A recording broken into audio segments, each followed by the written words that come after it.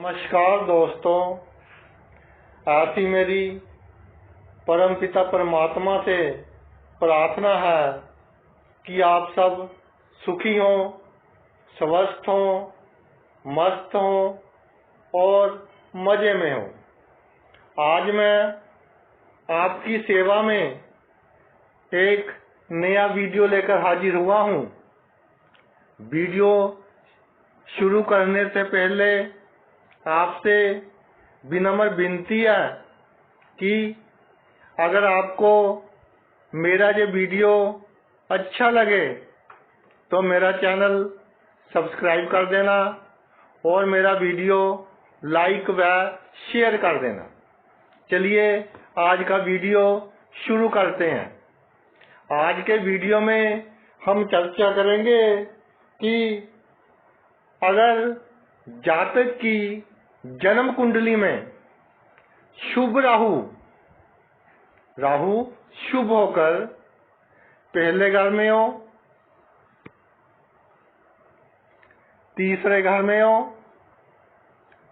पांचवें घर में हो, छठे घर में हो, नवम घर में हो या 11वें घर में हो, तो जातक के लिए एक रक्षक का काम करता है, एक गार्ड का काम करता है। जातक के जीवन में उसका बॉडी गार्ड भी होता है, उसकी शरीर की रक्षा भी करता है, माइंड गार्ड भी होता है ताकि मन अधिक ना भटके।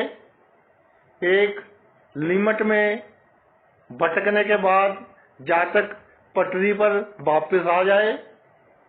और डिजीज गार्ड भी होता है, यानी कि बीमारियों से रक्षा करने वाला भी होता है। इसके अलावा सीरियस एक्सीडेंट गार्ड भी होता है, यानी कि बड़े बड़े दुर्घटनाओं को छोटी दुर्घटनाओं में तब्दील कर देने वाला होता है जब राहु इन भावों में विराजमान हो। देखिए, पहले ये समझ लें कि राहु शुभ कैसे होता है। राहु भाई जन्म कुंडली में दूसरी राशि में पड़ा हो, तीसरी राशि में पड़ा हो तो बहुत अच्छा फल देता है, उच्च का माना जाता है इन दोनों राशियों में। कुछ विद्वान वृषभ का उच्च का मानते हैं दूसरी राशि का, और कुछ विद्वान मिथुन का उच्च का मानते हैं तीसरी राशि में। इसके अलावा तुला में राहु अच्छा फल देता है, शनि के घर में अच्छा फल देता है, 10वीं राशि में, मकर में और कुंभ में। इन राशियों में राहु अच्छा फल देता है। और जब राहु को गुरु का सहारा मिल जाए, कैसे मिल जाए भाई? गुरु की दृष्टि पड़ जाए, गुरु और राहु की युति हो जाए, यानी एक ही घर में गुरु और राहु इकट्ठे हो जाएं, या राहु गुरु के नक्षत्र में पड़ा हो तो राहु शुभ फल देता है। इसी तरह राहु को शुक्र का सहारा मिल जाए, दैत्य गुरु शुक्र का सहारा मिल जाए तो राहु शरारती तो हो जाता है थोड़ा सा, मगर शुभ फल देता है। शुक्र के साथ हो, शुक्र से दृष्ट हो या शुक्र के नक्षत्र में पड़ा हो तो अच्छा फल देता है, शुभ हो जाता है। राहु कलयुग में सबसे अच्छा फल देने वाला ग्रह है। मुझसे कई लोग ये सवाल करते हैं कि सर, अगर राहु शुभ है तो क्या गुरु यानी कि बृहस्पति वो शुभ है? देखिए, राहु के फल में और बृहस्पति के फल में क्या अंतर है ये समझ लीजिए। राहु कलयुग में शुभ है क्योंकि यह अपने असूल जिस जातक की जन्म कुंडली में राहु मजबूत स्थिति में पड़ा हो, वो जातक अपने असूल सिचुएशन के हिसाब से बदल लेता है और होशियारी से अपने काम निकाल लेता है। दूसरे को पता ही नहीं चलता कि मेरे साथ होशियारी होगी। अगर हम अपने काम निकालने के लिए होशियारी करें, जिसके कारण दूसरे व्यक्ति को कोई नुकसान ना हो, तो भाई मुझे नहीं लगता कि इसमें कुछ गलत है।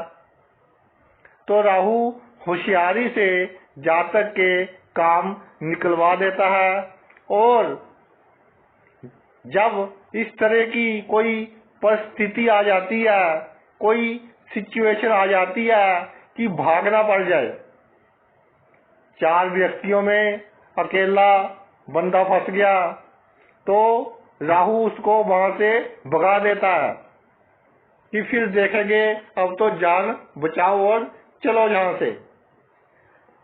हाथ जोड़ने पड़े, हाथ भी जुड़वा देता है, यानी कि सिचुएशन के हिसाब से जातक के असूल चेंज करवा देता है। दूसरी तरफ बृहस्पति, जो गुरु ग्रह है, शुभ ग्रह है, सबसे बड़े ग्रह हैं, जिनके बृहस्पति अच्छे होते हैं, तो भाई मैं आपको अपना अनुभव बता रहा हूं, अपनी रिसर्च की बात बता रहा हूं। जिनके बृहस्पति अच्छे होते हैं, वो जातक खुद का कम फायदा करता है, दूसरों का अधिक फायदा करता है, यानी कि असूलों पर चलेगा। असूल बदलने नहीं है, मर जाएंगे, भूखे रह लेंगे, मुसीबतें झेल लेंगे, लेकिन असूल नहीं बदलने, जिसके कारण दूसरे लोग जातक से अधिक लाभ ले लेते हैं और जातक अपनी जिंदगी को कठिनाइयों से काटता देखा गया है। ये बात जरूर है कि गुरु अच्छा पड़ा हो तो अगले जन्म के लिए, अगर हम अगले जन्म के बारे में सोचें, अगले जन्म के लिए जातक थोड़े अच्छे काम कर लेता है, ये बात जरूर है। चलिए आज के टॉपिक पर आते हैं कि जब राहु 1, 5, 9 या 3, 6, 11 भावों में पड़ा हो तो जातक की रक्षा कैसे करता है। देखिए, पहले बात करते हैं 1, 5 और 9वें भाव में राहु पड़ा हो, तो ये क्या बन गई भाई, ट्रायंगल बन गई। एक बहुत ज्यादा विचित्र त्रिकोण होता है कुंडली में, 1, 5 और 9 स्थानों से मिलकर जो त्रिकोण बनता है। अगर किसी कुंडली में पहले घर का मालिक, 5वें घर का मालिक और 9वें घर का मालिक इकट्ठे पड़े हों, तो भाई इस तरह के जातक, ऐसा कहा गया है कि स्वर्ग से आते हैं, धरती पर स्वर्ग जैसा जीवन व्यतीत करते हैं और मृत्यु के बाद भी स्वर्ग में जाते हैं। इतनी महिमा है।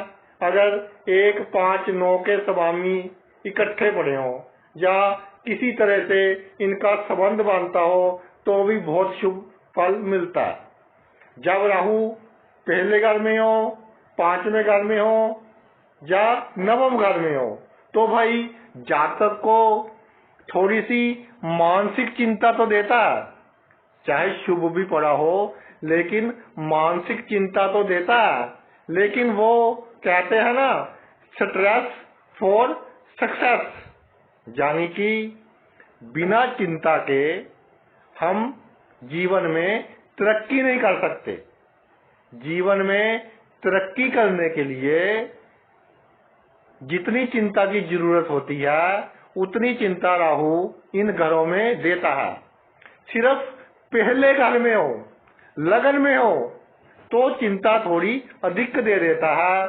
जिनके पहले घर में राहु होता है, जातक बहुत इंटेलिजेंट होते हैं, बहुत टैलेंटेड होते हैं, गुणवान होते हैं, अपने गुणों के कारण बहुत प्रसिद्ध होते हैं। और इस तरह के जातक जो भी कार्य करते हैं बहुत एक्यूरेसी से करते हैं, बहुत एफिशिएंटली करते हैं। जो कार्य ये करते हैं उसमें गलती के चांस बहुत कम हो जाते हैं। इस तरह के जातक जिस ऑफिस में काम करते हैं या जो भी इनका प्रोफेशन होता है, जिस कार्य क्षेत्र में ये काम करते हैं, तो इनको अपने काम की 100% नॉलेज होती है। अगर मैं कह लूं 101% नॉलेज होती है तो भी ये गलत नहीं होगा, क्योंकि ये बहुत डूंघाई में चले जाते हैं, बहुत डूंघाई में जाकर काम करते हैं।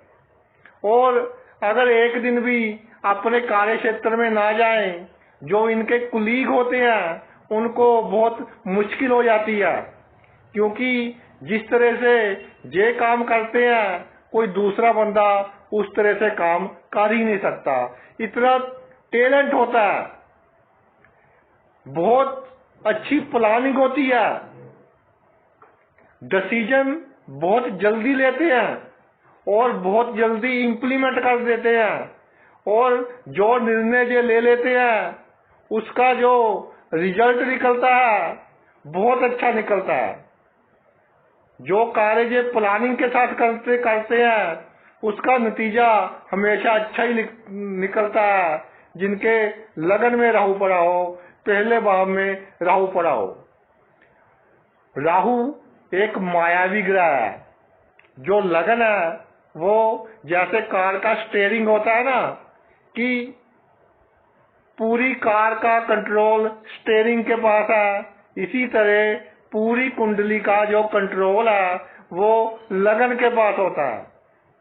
तो भाई एक मायावी ग्रह जिसके पास केवल सिर है, धड़ नहीं है, दिल नहीं है, केवल दिमाग है, इस तरह के जातक खुद अपने आप को नहीं समझ सकते। उनको ये नहीं पता होता कि मैं अगले क्षण या कल को क्या काम करूंगा। और इनके मन में एक डर बना रहता है, बिना मतलब का डर बना रहता है। ना समुंदर होता है, ना समुद्री जहाज होता है। ये सोचेंगे कि मैं समुद्र में सफर कर रहा हूँ, समुद्री जहाज में, और मेरा जहाज डूब रहा है। यानी कि बिना मतलब का डर इनके दिमाग में बना रहता है कि कहीं मेरी नौकरी में कोई प्रॉब्लम ना आ जाए, मेरे पास पैसों की कमी ना हो जाए, मेरे साथ ये प्रॉब्लम ना हो जाए। इस तरह का डर बना रहता है, जिसके कारण सीधा असर इनके पेट पर होता है। तो भाई जिनके लगन में राहु हो और पेट खराब रहता हो तो ज्यादा टेस्ट वगैरह के चक्कर में पड़ने की जरूरत नहीं है। अनुभव में ये आया है कि स्ट्रेस के कारण पेट की बीमारियां, जुकाम वगैरह लगा रहता है, तो स्ट्रेस कम लें। इसके अलावा अगर कई बार डॉक्टर नींद की गोलियां लिख देता है कि भाई आपने ये गोलियां 15 दिन खानी है या 20 दिन खानी है, तो 15 दिन ही खाएं। अगर 20 दिन बोला है डॉक्टर ने तो 20 दिन ही खाएं, नहीं तो आपको इनकी आदत पड़ जाएगी भाई, और बिना नींद की गोली के आपको नींद नहीं आएगी। ये तो जनरल बात होगी पहले घर में राहु के बारे में। अब पंचम भाव में राहु हो उसके बारे में थोड़ा सा जनरल आपको बता देते हैं कि पंचम भाव में राहु हो, शुभ स्थिति में हो, तो जातक की मेमोरी बहुत शार्प होती है, लोगों के नाम नहीं भूलता, रास्ता जल्दी जल्दी नहीं भूलता, और तकरीबन 90% केसेस में इस तरह के जातकों के पास एक लड़का संतान जरूर होता है, और बहुत भी टैलेंटेड होती है, अच्छी बुद्धि वाली होती है इनकी संतान। शुभ राहु पड़ा हो पंचम भाव में, तो जातक जो इसके कंपटीटर्स होते हैं, प्रतिस्पर्धी होते हैं, उनको कभी भी कामयाब नहीं होने देता। इसकी जो पॉलिसी होती है, चाहे बिजनेस करता हो चाहे नौकरी करता हो, इसकी जो प्लानिंग होती है, जो पॉलिसी होती है, इस तरह की होती है कि जहां इसके कंपटीटर सोचना बंद करते हैं, जहां उनकी सोच खत्म हो जाती है, वहां इस तरह के जातकों की सोच शुरू होती है, जिनके पंचम भाव में राहु होता है। जिन बच्चों के 5वें भाव में शुभ राहु पड़ा है, उनको मैं कहना चाहता हूं कि वो मेहनत करें, थोड़ी सी भी मेहनत करके बड़े से बड़ा कॉम्पिटिटिव एग्जाम क्लियर कर सकते हैं आप, और किसी अच्छी पोस्ट पर विराजमान हो सकते हैं, और एक बहुत ही रेप्यूटेड लाइफ आप गुजार सकते हैं। पंचम भाव का राहु जातक को शरारती बनाता है, दिमाग में थोड़ी सी शरारत होती है, जैसे बच्चे शरारत करते हैं ना, इस तरह ये बड़े होकर भी बच्चों के जैसे शरारत करते रहते हैं। नवम भाव में राहु हो तो भाई शुभ हो, तो भाग्य अचानक ही उदय होता है। कोई सोच भी नहीं सकता कि ये जातक इतनी ऊंची पोजीशन पर पहुंच जाएगा, जीवन में इतनी बुलंदियां हासिल कर लेगा, लेकिन नवम में शुभ राहु हो तो काफी ऊपर पहुंचा देता है जातक को। और इस तरह के जातकों को अपने जीवन में सेट होने के लिए भी अधिक स्ट्रगल नहीं करनी पड़ती। शुभ हो राहु तो आसानी से अपने जीवन में पैसे कमाने शुरू कर देते हैं। नवम भाव में राहु हो तो भाई इस तरह से देखा गया है कि जातक जन्मभूमि से दूर, कई बार तो फॉरेन कंट्री में बहुत तरक्की करते हैं, बहुत प्रसिद्धि हासिल करते हैं। फॉरेन कंट्री में जो हमारे इंडियन पॉलिटिकल लीडर्स हैं, उनके नवम भाव में भी राहु देखा गया है, यानी कि फॉरेन कंट्री में भी राजनीति में अच्छी सफलता हासिल करते हैं। ये तो जनरल बात होगी। 1, 5, 9 में राहु हो, ये जो ट्रायंगल है इसका महत्व समझाया है मैंने आपको।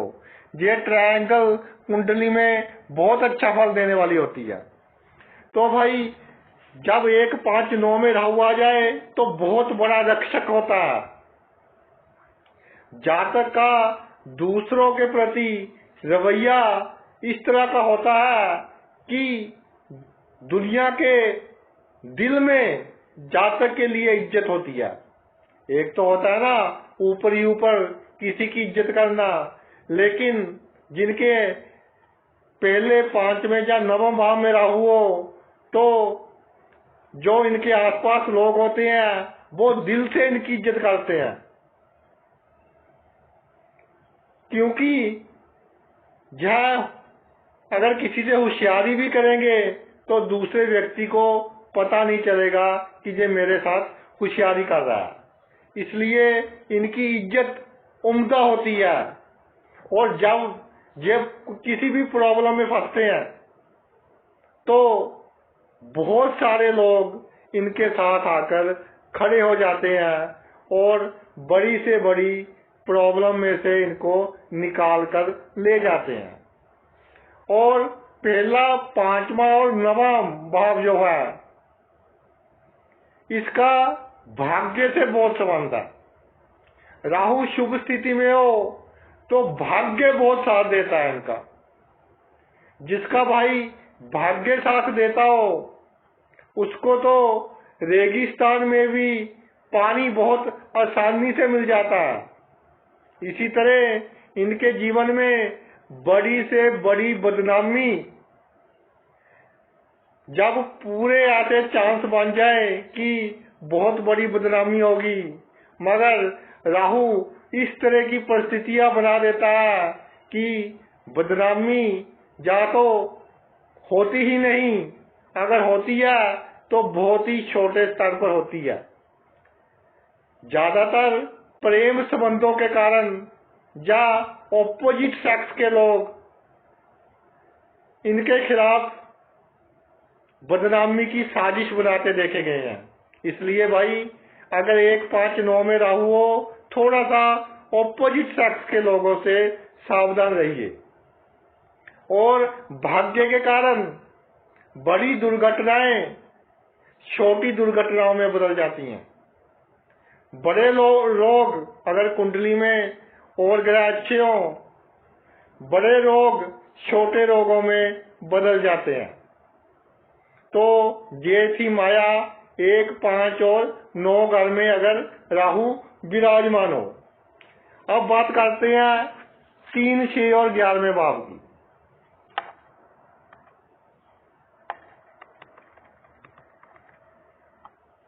तीसरा, छठा और 11वां, ये ऐसे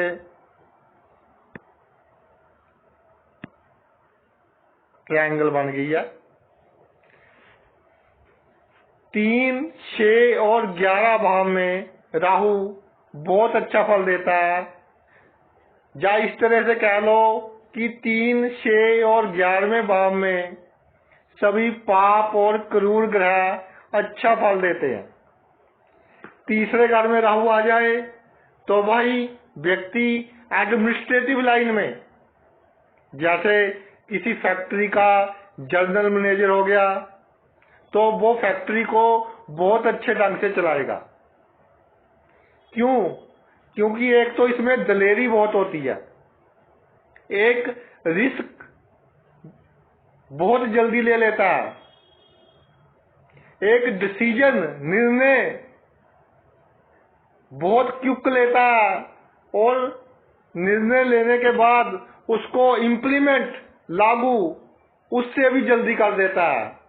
और ये देखा गया है कि तीसरे भाव में राहु हो तो व्यक्ति जो निर्णय लेता है उसका जो रिजल्ट मिलता है, जो नतीजा आता है, वो बहुत अच्छा आता है, हमेशा पॉजिटिव ही आता है।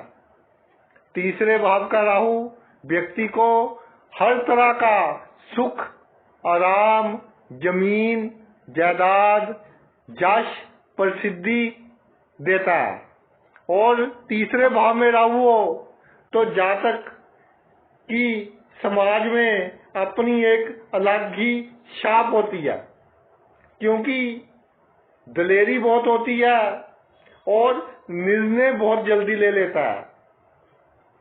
एक ज्योतिष सम्मेलन में चर्चा हो रही थी कि जो लोग कम पढ़े लिखे होते हैं वो लोग ज्यादा पढ़े लिखे लोगों से अधिक कामयाब होते देखे गए हैं।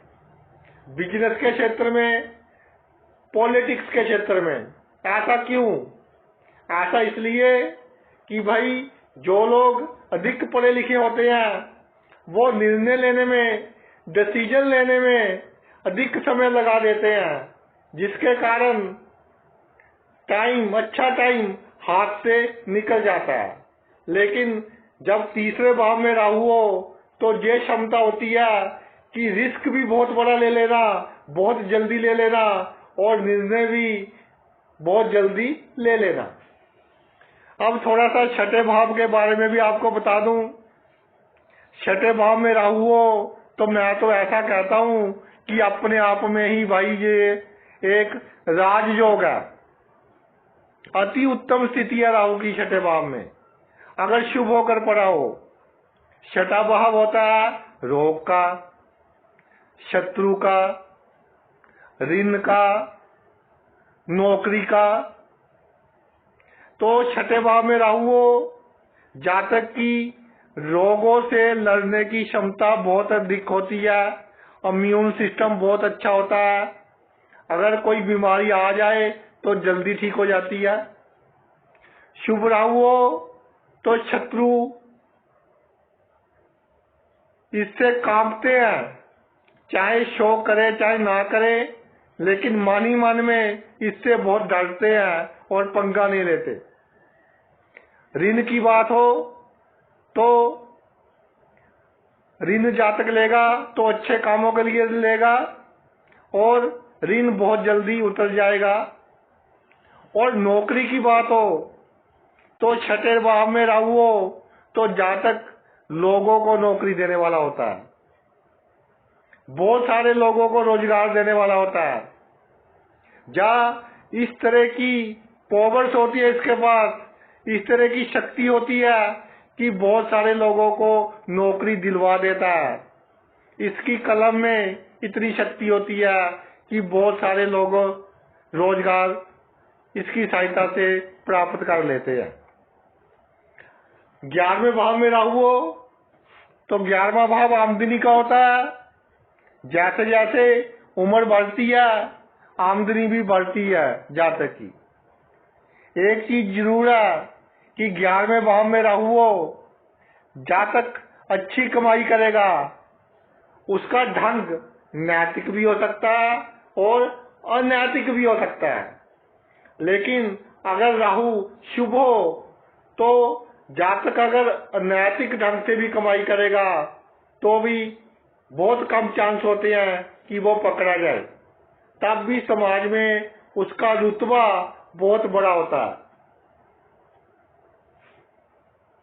जातक की जो बुद्धि होती है वो धन कमाने के लिए बहुत परफेक्ट होती है, यानी उसकी जो प्लानिंग होती है धन कमाने के प्रति बहुत उम्दा होती है, बहुत अच्छी होती है। दिमाग जातक का बहुत क्रिएटिव होता है, यानी नए नए विचार आते रहते हैं उसके दिमाग में।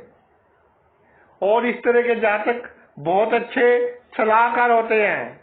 अगर किसी को दिल से सलाह दें, अच्छी सलाह दें, तो इनकी सलाह से किया हुआ काम हमेशा अच्छे रिजल्ट ही देता है, अच्छे नतीजे ही देता है।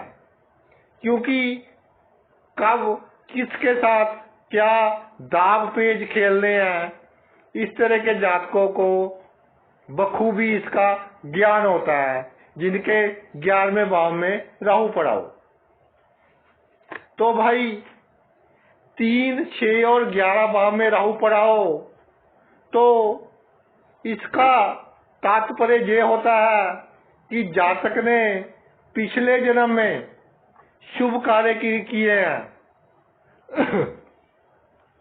कहते हैं ना कि तप करने के बाद, तपस्या करने के बाद राज्य प्राप्त होता है। तो भाई जिन्होंने पिछले जन्म में तप किए हैं, अच्छे कार्य किए हैं, इस जन्म में उनका राहु तीसरे घर में आता है, या छठे घर में आता है, या 11वें घर में आता है।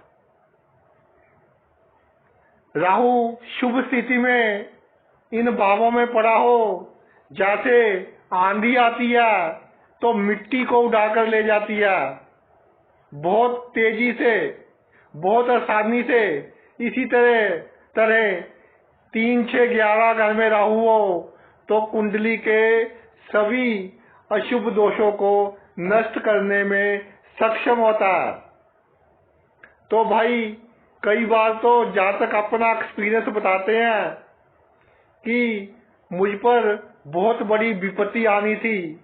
एक मेरे मित्र आए, वो बता रहे थे कि 2-3 साल पहले इनकम टैक्स वालों ने प्लानिंग बना ली थी कि मेरे ठिकानों पर छापे डालने हैं, छापेमारी करनी है। लेकिन मेरा एक मित्र था, पॉलिटिकल लीडर था, उसको इस बात का पता चल गया तो उसने फाइल को वहीं पर दबा दिया। कहता मुझे इसकी कोई नॉलेज नहीं थी कि क्या चल रहा है। मुझे 1.5-2 साल बाद पता चला कि इतनी बड़ी घटना होने से बच गई। उनके 6ठे भाव में राहु पड़ा था। तो भाई पिछले जन्म के अच्छे कर्म होते हैं कि अपने आप भगवान इस तरह की परिस्थिति बना देते हैं कि जातक की रक्षा होती रहती है। और कई बार तो जातक को पता ही नहीं होता कि कौन सी शक्ति उसकी रक्षा कर रही है। यानी कोई अदृश्य शक्ति जातक की रक्षा करती है जब राहु शुभ होकर 3रे, 6ठे या 11वें भाव में पड़ा हो। जातक की लाइफ कंफर्टेबल होती है।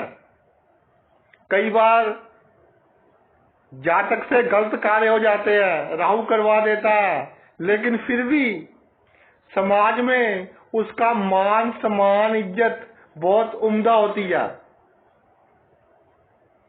कुंडली थोड़ी सी भी पावरफुल हो तो जातक एक बहुत आराम की जिंदगी जीकर इस मृत्यु लोक को अलविदा कहते हैं।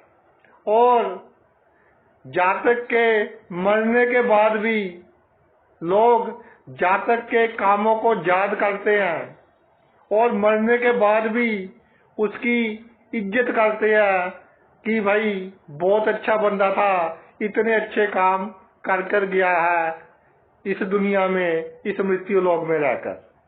तो भाई ये तो मेरा वीडियो था कि अगर जातक की जन्म कुंडली में राहु 1, 5, 9 घर में हो या 3, 6, 11 घर में हो तो जातक की सभी तरह की प्रॉब्लम से, सभी तरह की मुश्किलों से रक्षा करता है। आपने अपना इतना कीमती समय निकालकर ये मेरा वीडियो देखा, मैं तहे दिल से आपका आभारी हूँ। Thanks a lot.